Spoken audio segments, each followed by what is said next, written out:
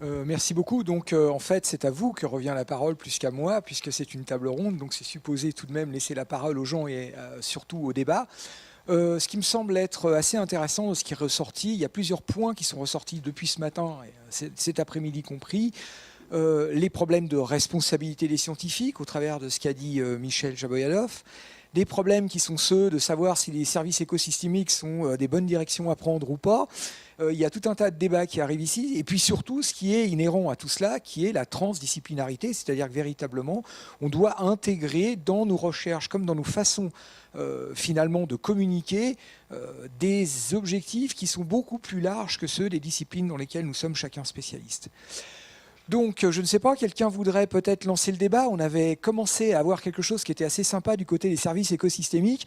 C'est absolument pas politiquement correct et ça me semble tout à fait très bien comme genre de choses à faire dans une université. Donc, y aurait-il des gens qui voudraient intervenir dans ce domaine puisqu'on a commencé ? Vous savez sans doute que sur les services écosystémiques, il y a actuellement aux États-Unis une entreprise qui commence à spéculer en bourse sur la disparition des espèces. Donc c'est quelque chose qui est tout à fait intéressant. On commence à mettre une valeur sur des espèces qui peuvent disparaître. Il y a eu un excellent reportage qui a été fait sur Arte il y a maintenant quelques semaines, voire quelques mois, le temps passe si vite que je ne sais pas trop, sur justement la nature et sa mise en valeur financière, strictement financière. C'est-à-dire que les gens ne savent même pas pourquoi ils ont spéculé sur tel papillon. Ce n'est pas leur problème. Ce qui compte, c'est spéculer. Donc on arrive maintenant à un endroit un peu particulier du développement de relation à la nature, c'est que la nature devient en fait matière à financiariser. Pas d'intervention là-dessus, c'est fou ça.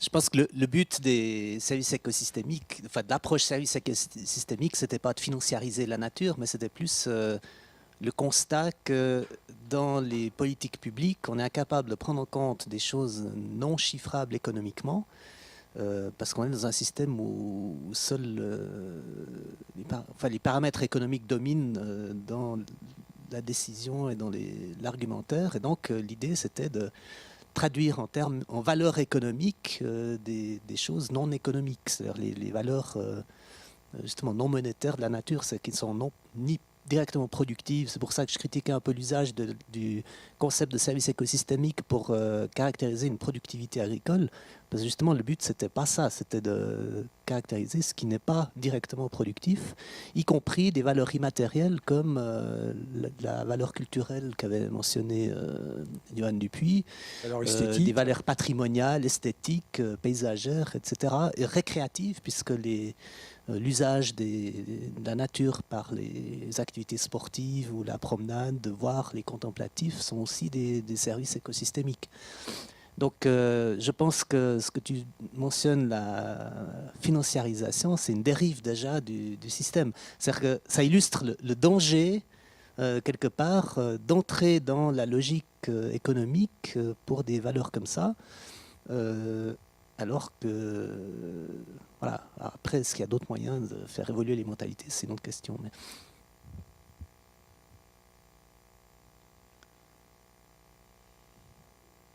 Oui, c'est absolument clair qu'on a totalement dévoyé le concept de départ, ça c'est clair. Bah, du coup, si Reshalp devient un site d'observation à long terme, et puis si les écosystèmes sont, enfin, fournir des indicateurs sur le changement des services écosystémiques ou les fonctions, c'est si dangereux, alors en fait, quoi fournir par exemple aux décideurs et puis aux gestionnaires? Donc c'est ce que justement, quelle information transformée le milieu académique doit-il fournir? Quel type d'indicateur doit-on fournir quand on fait de l'observation à long terme? Donc ça, c'est la question du coup. Là, on retombe sur ce que disait Michel, la responsabilité en fait du savant, savoir effectivement que ce qu'on va communiquer à la société civile. Maintenant, il y a un autre problème que vous soulevez qui est parfaitement pertinent, c'est qu'on ne peut pas faire de la rétention d'informations pour de la rétention d'informations, ça c'est clair. Mais il y a quand même un moyen qui est celui de mettre au courant tout simplement les citoyens. moi, malheureusement, ou heureusement, je ne sais pas, c'est ce à quoi je crois encore. C'est-à-dire que véritablement, se déplacer, aller faire de l'information, bien faire attention à nos cours. Vient de sortir un papier qui a été repris d'ailleurs par l'UNIL sur le problème de l'économisation de la recherche scientifique actuellement, pas en termes d'argent, en termes de mentalité. C'est-à-dire qu'on laisse tomber le temps qu'on devrait passer pour nos cours à faire de la recherche parce qu'on est rentré dans un système où c'est là-dessus qu'on est évalué. Donc c'est surtout pas ça qu'il faut faire. C'est-à-dire effectivement faire bien attention à communiquer avec nos étudiants le maximum de choses. Et quand je dis avec nos étudiants, je pense en particulier aux premières, deuxième et troisième années. C'est eux qu'il faut convaincre de continuer, de s'investir. Donc quelque part, c'est un petit peu un des moyens. Maintenant, il y a d'autres moyens. Michel l'a montré tout à l'heure. C'est-à-dire d'aller au-devant, de rendre service aux collectivités locales et de leur dire voilà ce qu'on a, voilà ce qu'on a découvert, de jouer la franchise totale, de dire là il y a un danger ou là il n'y a pas de danger pour ces aspects-là. Nous, de notre côté, on discute directement de la valeur des sols, de leur potentiel, de leur aérodébilité. Donc il y a tout un tas d'aspects où on peut intervenir. Ce qui compte, c'est la franchise, et puis 2, la communication. Il faut que la communication soit bien faite. C'est un petit peu comme ça que je vois les choses. Je ne sais pas si cet avis-là est partagé. Michel. Non, Michel, il a une bonne voix. C'est pour l'enregistrement, alors je vais chanter. Non, ce que je voulais dire, juste peut-être si on recule un petit peu, le problème, surtout maintenant qu'on est à l'époque des SIG, c'est que malgré tout, là, on a une approche chacun dans notre discipline, et je pourrais faire une boutade en disant la meilleure des choses, c'est d'avoir des glissements de terrain partout, parce que vous aurez plein de petits étangs avec une magnifique biodiversité partout, donc vive les glissements de terrain. Mais ceci dit, si on recule un petit peu, chacun d'entre nous a sa spécialité, donc on va avoir une multicouche, et donc les décisions qui sont faites, et là où là ça devient de l'interdisciplinarité, et là, je ne pense pas qu'on atteint la transdisciplinarité dans ce cas-là. Moins inter. Mais interdisciplinarité, c'est-à-dire que le décideur, lui, il va avoir toutes ces couches avec chacun d'entre nous qui va dire c'est moi le meilleur ou c'est nous les meilleurs. Et puis, il va falloir, avec l'intersection de ces multicouches, de décider. Parce que je donne l'exemple des risques, puisque c'est celui que je connais le mieux, c'est qu'une des couches pour le développement d'une région. Donc, il s'agit justement lorsqu'on va faire de l'interdisciplinarité, c'est d'arriver avec, en disant, voilà, ça c'est ce que je peux vous offrir pour ça, mais peut-être que ce n'est pas le facteur principal. Et le problème qu'on a maintenant avec la science actuelle, c'est que chacun doit se vendre pour avoir du fric. Donc, ce qui fait qu'on biaise l'approche. Tout à fait d'accord. Et ça, je pense que c'est un des problèmes de gérer tout ça. Antoine ? Ouais. En fait, pour réagir à deux remarques, en fait, une qui avait été faite précédemment et puis la dernière de Philippe, et puis revenir aussi un peu. Si on revient sur ces services écosystémiques, ça c'est peut-être aussi mon interprétation. D'une part, dans le projet qu'on a présenté, on n'imaginait pas les dimensions financières. En fait, c'est vraiment d'essayer juste de peut-être d'essayer de quantifier. Mais je suis assez d'accord que le concept initial n'était pas du tout d'essayer de donner un outil à des financiers pour dire voilà, la nature vaut tant et on peut, finalement c'est super, on peut spéculer dessus comme ça. Et je pense qu'effectivement c'est plutôt dangereux. Donc c'était ça l'effet boomerang dont je parlais précédemment. Et de ce que je comprends de plus en plus de quelques lectures sur la crise environnementale, sur les changements climatiques et la réponse des milieux économiques, c'est que finalement, on va devoir de toute façon changer un petit peu le paradigme économique qu'on a. Et qu'il semblerait, je ne sais pas si c'est une analyse personnelle, en tout cas je l'ai lu dans certains ouvrages, qu'il y a eu une première réaction, par exemple, des protecteurs de l'environnement face à cette vision du monde très capitaliste. C'était d'essayer d'utiliser les mêmes armes et puis d'essayer en fait, d'amener les changements et la protection de l'environnement en utilisant la mouvance mondiale économique avec l'économie de marché, etc. Et je crois qu'on est en train de se rendre compte de toute façon qu'on va dans le mur avec ça, que ça ne marche pas, que des grands mouvements environnementaux sont trompés vraiment là-dessus, et que maintenant il faut commencer à vraiment oser s'affirmer en tant que scientifique et oser vraiment dire que de toute façon, on doit changer certains paradigmes.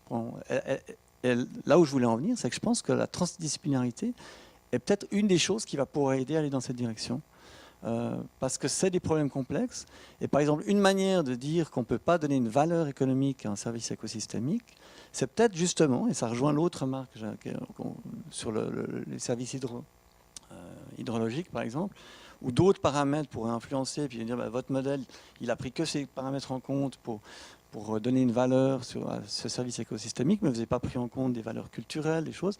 Et en fait, on ne peut pas. Peut-être qu'on ne peut pas donner une valeur à un service écosystémique donné, parce qu'il fait partie d'un tout.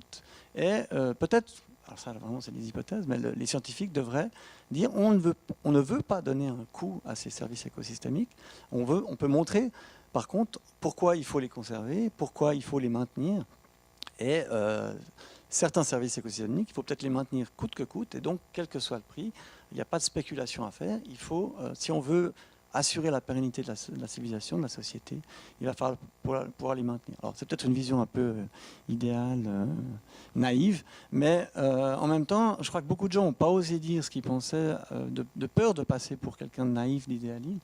Et là, il y a peut-être vraiment, en tout cas, un rôle de la science, un changement dans la position des scientifiques à faire par rapport à ça. Mais je crois que les climatologues essaient depuis longtemps, ceci dit. Mais...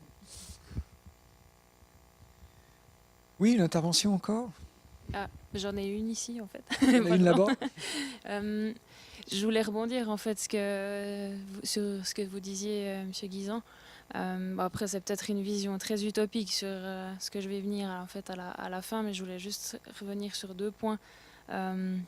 Où on a l'impression que ça ne fonctionne pas justement avec les services écosystémiques. Si je reprends l'exemple des quotas de CO2 qu'on a définis à un moment donné, parce qu'on s'est dit, voilà, il faut mettre de l'économie finalement dans ces problèmes environnementaux pour que ça soit pris en compte à l'échelle mondiale, parce que finalement, il n'y a que le fric qui compte malheureusement, encore et toujours. Et puis... on a vu que voilà, après ces fameux quotas qui sont à durée limitée dans le temps, ça s'est cassé la figure. Maintenant, est-ce que ça vaut encore vraiment la peine d'y faire quelque chose? Parce que finalement, ça s'échange. Enfin bref, j'ai pas l'impression qu'on résout grandement le problème. Et puis j'ai l'impression qu'avec ces services écosystémiques, c'est de nouveau une nouvelle manière d'essayer de traiter le problème. Puis à vue de nez comme ça, en tout cas de vue de personnel, j'ai pas l'impression justement que ce soit non plus une bonne chose, voire même dangereux comme on le disait. Et puis surtout finalement, on voit que l'écosystème est tellement compliqué où on n'a même pas idée encore de tout ce qui est... Enfin, on connaît pas les 3/4 des choses encore maintenant. On l'a vu en plus avec des graphiques encore ce matin. J'ai repensé aux insectes, etc., ou la partie des organismes qu'on connaît et qui sont décrits par rapport à tout ce qu'on ne connaît pas. Donc je me dis que c'est de la foutaise finalement d'essayer de mettre des chiffres là-dessus parce qu'on n'y connaît rien. Puis pour tout ça, pour finir, je me dis que plutôt que d'essayer de mettre des chiffres là-dessus, c'est là peut-être la version un peu utopique et puis une autre vision. D'essayer d'informer, enfin on repasse par la pédagogie et puis l'information au grand public. J'ai l'impression que quand la majorité des gens sera vraiment conscient et puis aura vraiment une idée nette de qu'est-ce que nous fournit la biodiversité, de qu'est-ce que nous fournit les écosystèmes dans toute leur complexité, quand la majorité des gens auront peut-être compris ça, ils feront peut-être un peu plus attention. On le voit peut-être maintenant où on commence à faire attention à ce qu'on mange, à ce qu'on achète, etc. Peut-être que là, on commencera à aller tous un peu dans la même direction. Enfin, après, c'est une vision utopique de mettre la pédagogie là-dedans, mais je me dis que c'est quand même un peu la base aussi. Voilà. J'aime beaucoup cette intervention pour une raison. Hier, j'ai dû donner un cours aux premières années et à la fin du cours, une jeune femme, 21 ans, est venue me voir et m'a dit « Mais c'est incroyable, vous les scientifiques, tout ce que vous savez, mais pourquoi vous ne nous le dites pas ?» Et là, il y a eu, ça fait un déclic. Je me suis dit « Mais il est là le problème. » Et c'est exactement ce que tu dis. On a un problème, il y a une communication à faire. Et je suis finalement beaucoup plus optimiste qu'on pourrait le croire, à savoir que probablement quand les gens sauront, je veux dire la masse d'individus se rendra compte à quel point il y a une manipulation absolument incroyable par le système économique, peut-être que là il y aura un retour de bâton. Mais bon, allez, on serre les miches. À vous. J'ai 2 micros. C'est très bien. C'est très bien. Hein? Moi, je veux revenir un peu aux questions de la définition de transdisciplinarité, parce qu'il y en avait finalement 2 annoncées ici. La vôtre et celle de Jörg. Et je ne sais pas si on a vraiment pris conscience de ce que Jörg a dit, mais c'était surtout une question de coproduction de connaissances.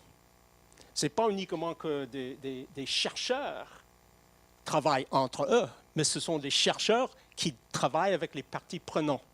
C'est une autre façon de dire ou de poser les questions. Est-ce que nous sommes des chercheurs ou des acteurs? On connaît très bien, nous sommes des acteurs. Qu'on soit connaissant ou non, nous sommes des acteurs. Et Michel, il a très bien dit comment il était acteur, mais conscient. Mais nous sommes conscients ou inconscients toujours des acteurs dans le théâtre humain ici.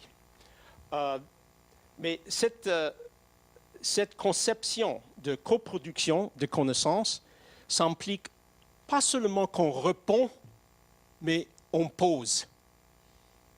Ce n'est pas que nous sommes des consultants qu'on engage à répondre à une question ponctuelle ou définie. On a aussi la responsabilité de poser les questions. Et donc, moi, je reviens ici à Rechalp. Je pose les questions encore. Est-ce que c'est une plateforme, une forme d'infrastructure simple, enfin compliquée ou simple, mais quand même un service qu'on donne au canton ou à la confédération? Ou est-ce qu'il y a une ou plusieurs questions fédérateurs qui peuvent durer sur des décennies, comme comment seront les Alpes vaudoises d'ici 50 ans? Quelque chose qui peut vraiment organiser les recherches sur une durée assez longue. Alors évidemment, je pense que je suis bien placé pour répondre à cette question. Donc Rechalp, avant tout, la réponse courte, c'est une plateforme, parce que c'est quelque chose de jeune qui vient de démarrer et qui pour le moment a les moyens de fonctionner comme une plateforme à court terme. Ce n'est pas quelque chose de structurel, donc on espère que c'est quelque chose qui va se maintenir. Et qui a comme vocation pour le moment de fournir des métadonnées. Et puis on a vu un certain nombre de données d'ailleurs pendant différentes interventions qui sont documentées dans la base de données de Rechalp, donc qui permettent à d'autres de monter des projets en se disant je sais que je peux faire un projet là parce qu'il y a toutes ces données disponibles.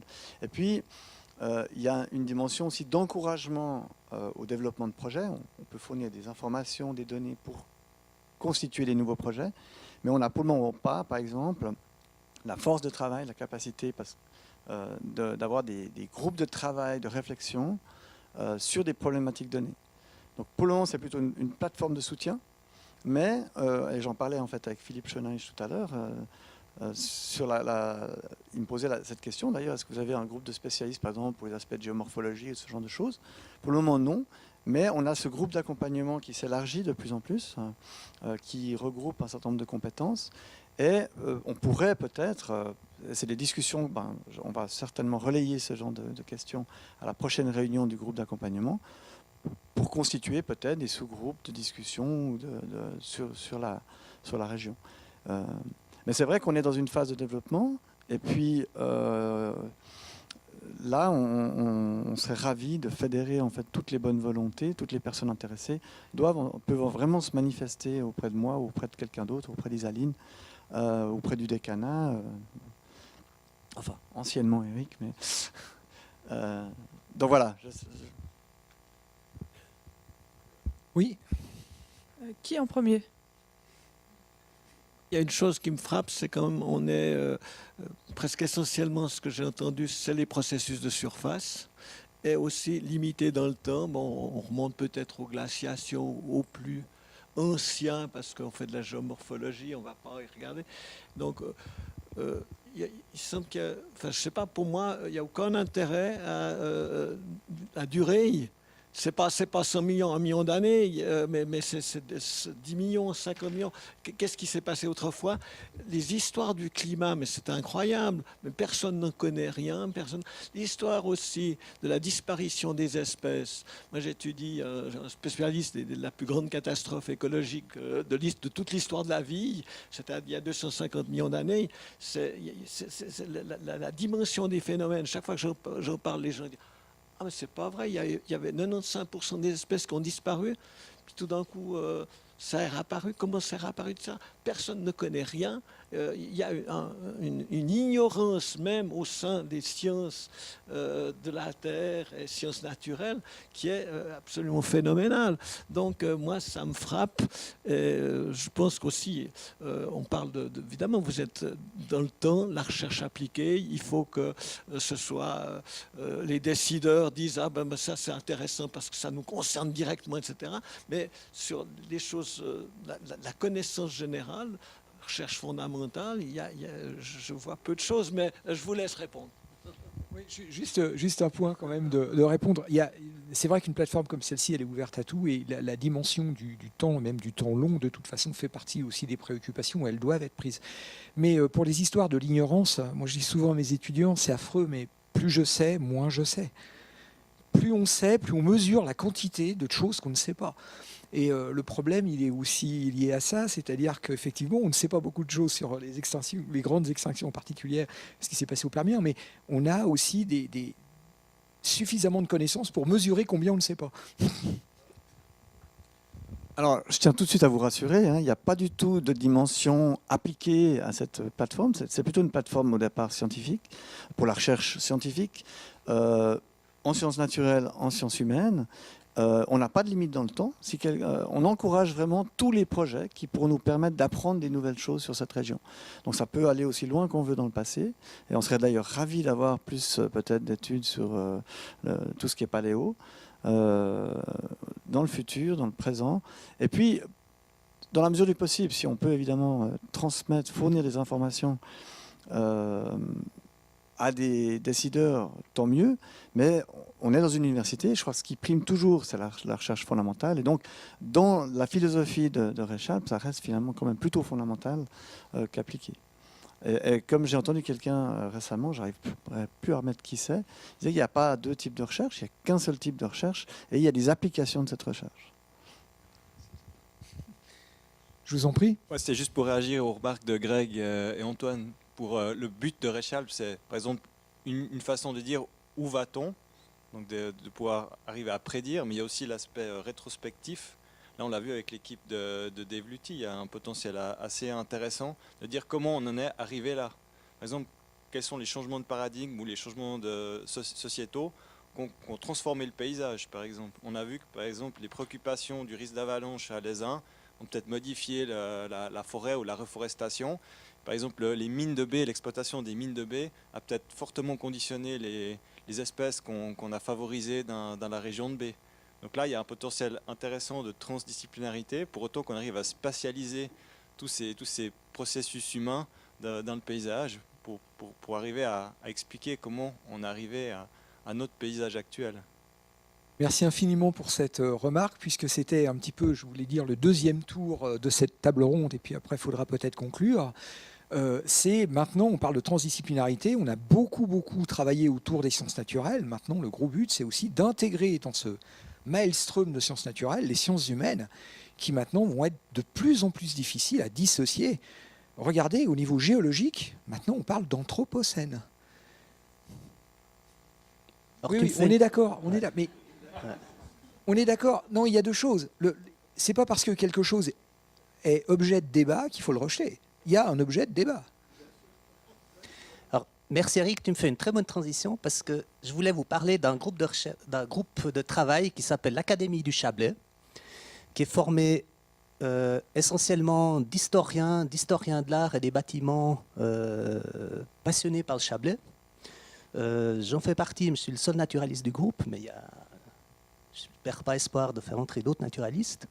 Dave Luty, qui était là ce matin, on fait partie depuis peu aussi. Et il y a encore Anne Billman d'Archéo qui est aussi, pour ce qui est des gens de l'UNIL. Alors, pourquoi ce groupe est intéressant? D'abord parce qu'ils travaillent tous sur le Chablais. Il inclut plusieurs archivistes communaux, de Villeneuve, d'Ormont-Dessus, en tout cas, des responsables de musées locaux ou d'associations historiques locales du Chablais, Vaudois et Valaisan. C'est aussi des gens qui parfois organisent des expositions. Et puis l'activité principale de cette académie ces dernières années, c'était la production de livres, de monographies communales Certains connaissent peut-être le livre sur les Ormonts, celui sur Chessel-Noville, celui sur Olon. Et maintenant, on travaille sur celui d'Aigle. Alors, je ne sais pas s'il y aura un autre livre après celui d'Aigle, mais c'était chaque fois des livres qui se sont transformés en projets de recherche, en fait, pour les historiens en tout cas. Et c'est des belles publications avec des possibilités de valorisation. Alors, Raymond Beau avait participé à celui d'Olon. Donc, je pense que c'est un groupe qui serait intéressant à associer à Rechalp. On a une réunion le 20 novembre, je vais en parler. Il faudrait qu'on voit, après, bon, je vais les encourager, peut-être, il y a des contributeurs possibles à la plateforme. Il faudrait voir avec le groupe d'accompagnement comment on peut organiser un peu ces échanges, quoi. Je peux vous dire du côté du décanat de la FGSE, alors pas en tant qu'ex, mais simplement j'en ai discuté avec le doyen, le but est d'ancrer Rechalp dans la durée. Donc effectivement, plus il y aura de contributeurs, plus le poids sera important et par conséquent, plus il sera difficile de dire on arrête un tel projet. Oui, merci beaucoup. Parce que dans l'écosystème, c'est plutôt la biodiversité. Et des milliers d'éléments dans la biodiversité, on peut même comprendre qu'ils peuvent réagir entre elles en altitude ou pas. Et là aussi, c'est un autre problème. Mais aussi, je voudrais, pour être concis, puisque j'ai entendu précipitation une seule fois, je voudrais évoquer les risques, puisqu'on a parlé des risques. Très bien. Depuis les risques, réduction des risques. On est arrivé aussi service de réduction de risques de nos jours. Parce qu'il est possible aussi d'apporter des services. Inclure aussi à cette plateforme des spécialistes en nouvelles technologies. Nous vivons les nouvelles technologies. Ces nouvelles technologies appliquées à la biologie, biotechnologie ou à l'environnement clean tech, c'est aussi à l'information et la communication, infotechnologie. Ça pourrait être un smartphone, seulement un smartphone. Précipitation, on peut prévoir des précipitations, de ces pluies qui tombent tout d'un coup en grande quantité, les prévoir et les emmagasiner. Et cette éventuelle inondation, ces dégâts de ces éventuelles inondations auraient été évités. Merci. Oui, tout à fait. Bon, disons que là, Michel veut réagir, ce qui est très bien.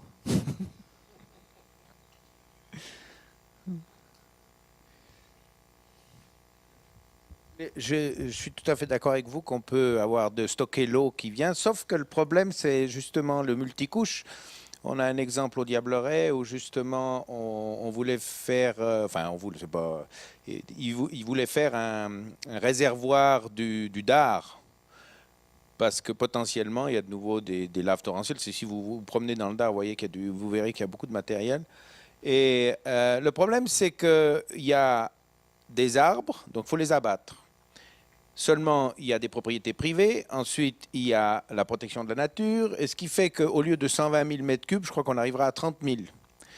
Donc, le multicouche, justement, la décision à la française qui viendrait du sommet de l'État où on coupe tout, et encore, ça commence à plus marcher en France, ça ne marche plus. Donc, on peut avoir des projets. Et d'ailleurs, c'est ce genre d'aspect.